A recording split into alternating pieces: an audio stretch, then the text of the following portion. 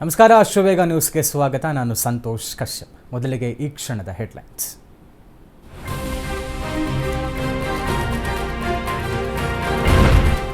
ಮಳೆಗೆ ಮನೆಗೋಡೆ ಕುಸಿದು ವೃದ್ಧೆ ಸಾವು. ಶಿವಮೊಗ್ಗ ತಾಲೂಕಿನ ಆಡುಗುಡಿ ಗ್ರಾಮದಲ್ಲಿ ದುರಂತ.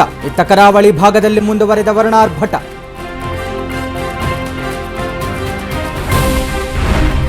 ಇರಾನ್ನ ತೈಲ ಘಟಕಗಳ ಮೇಲೆ ಕ್ಷಿಪಣಿ ದಾಳಿ. ಟೆಹರಾನ್ ಸೇರಿ ಹಲವು ನಗರಗಳ ಮೇಲೆ ಇಸ್ರೇಲ್ ಅಟ್ಯಾಕ್. ಇತ್ತ ಟೆಲ್ ಅವೀವ, ಹೈಫಾ ಸಿಟಿ ಮೇಲೆ ಕ್ಷಿಪಣಿ ಸುರಿಮಳೆ. ಇರಾನ್ ಪ್ರಮುಖರ ಹತ್ಯೆಗೆ ಇಸ್ರೇಲ್ ಪ್ಲಾನ್. ಯಾವುದೇ ಕಾರಣಕ್ಕೂ ಬೆಂಬಲ ಕೊಡಲ್ಲ ಎಂದ ಅಮೆರಿಕ. ಟ್ರಂಪ್ ಕೊಲೆಗೆ ಸಂಚು ರೂಪಿಸಿದ್ದಾರೆ ಎಂದ ಬೆಂಜಮಿನ್.